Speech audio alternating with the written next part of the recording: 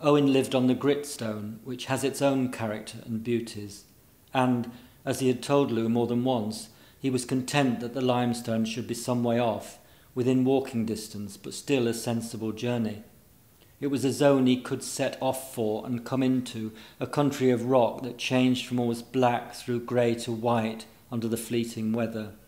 He loved the shallows of water on the green grass in the sunshine after rain, the vanishings of water, its passage and collecting underground, its distant reappearances.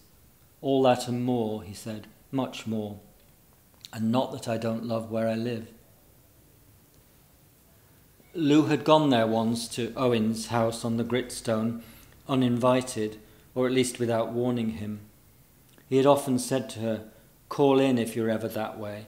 So one day she did, not having heard from him for weeks, and without pretending that she had any other business in his neighbourhood. "See how he pulls you," Maya said. But then she added, "Your voice is funny. Is it bad again?" "Yes," said Lou, "it is very bad again. I thought the walk might get me out of it." So she bought the necessary map, drove for a couple of hours, left the car 10 miles off and walked. She did not expect him to be at home, and was not even sure the closer she got that she really hoped he would be. Mile by mile the walk had inspirited her lungs, her voice came up, she tested it by singing. The walking itself, the movement, the attention, was so beautifully effective, she began to believe she did not need him to be the object of it, and, almost arrived, she had half a mind to turn and retrace her steps. The village surprised her. It was intricately built up one side, the south-facing, of a narrow valley. The houses were fitted along terraces, and access from level to level was by steep alleys and steps. Having no hope of finding his house, she asked at the shop, which was down below by the bridge. The woman directed her, and 2 or 3 gossipers looked on and smiled. It occurred to her that she had no real idea how Owen lived, not even whether he lived alone, but lodged now in the talk of the village, she felt she had no option but to see her journey through. Besides, she was tired.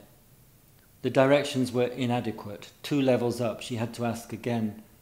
A man who had been watching her pointed out the house, and soon she stood there in the garden of it, entering by the back gate, not the front, and saw him in the window at a plane table, writing. For perhaps half a minute Lou had the advantage, and considered him. She saw again, she had seen it often, how when he concentrated he seemed to need nobody and nothing but what he had in mind.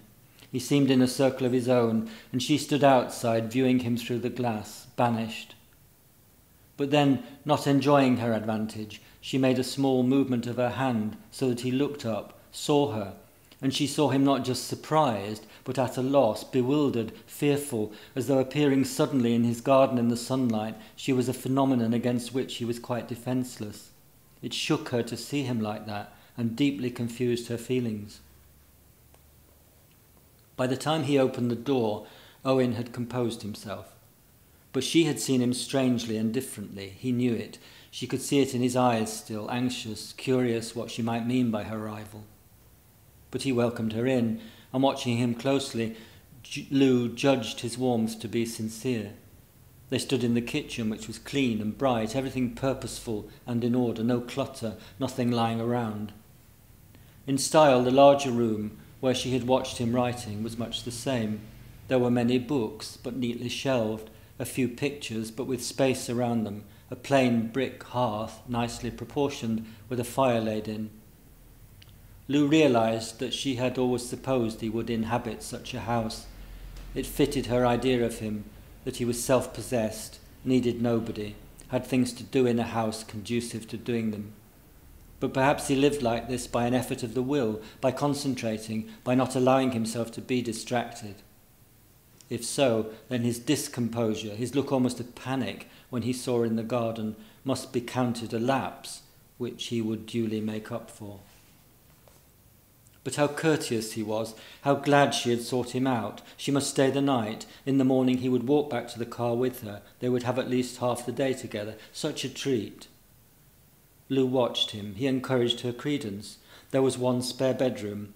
He apologised that it had no view except upwards to the crest of the hillside, sky, passing clouds. His, he showed her, looked out over the valley, received the sun. There was a guitar in one corner, a small table in the window, bare walls, one line drawing of a nude, a girl walking away.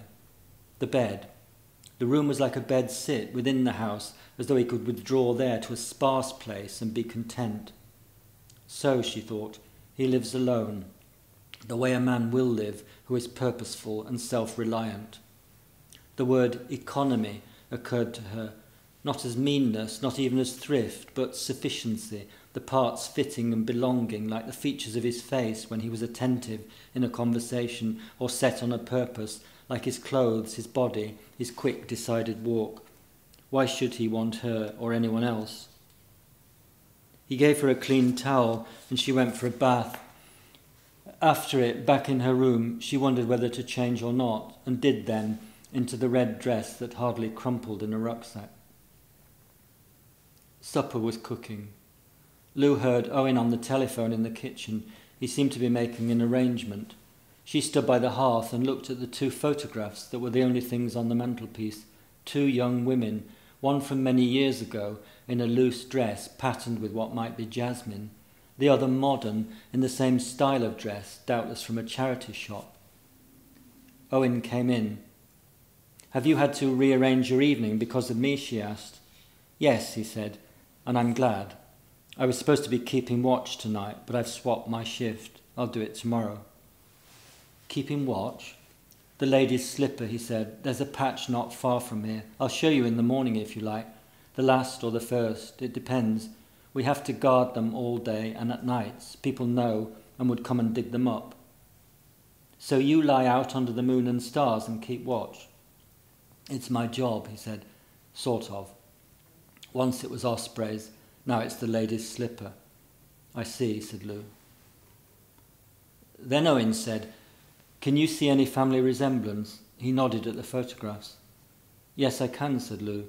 The smile, their eyes. The two women side by side looked out hesitantly and confidently, as though fearful of their own appeal at whoever would look at them. "They are both very beautiful," Lou said. She could remember Maya in that look, too beautiful, nervous at the power of it. "Yes," said Owen, "they are both 18. That one's my mother 60 years ago. The other's my daughter 12 years ago." Lou looked closely from the photographs to him and back again. "Yes," she said, "I do see the likeness." "And where are they now?" "My mother is in Manchester. I see her once a fortnight. Natalie, I don't know where she is. I never see her." "Never?" "I did 3 times in the year of that photograph.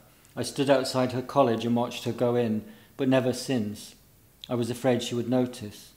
Nor could I bear it. And I promised, you see. She's not allowed to know. I promised her mother. She thinks the man at home is her father. He thinks so too." "I see," said Lou. Owen gave her some wine. "We don't know much, do we? About one another, I mean." "We don't ask," said Lou.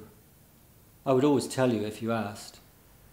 But saying that, she thought, "I'm an entrance into nothingness, so put your questions softly or the earth will open up." "But you," she said, "I always supposed you must be very deep, and now you tell me there's a grown-up daughter in you, so I was right." Owen shrugged. "Except she's not," he said. "Her absence is. I like you in that dress."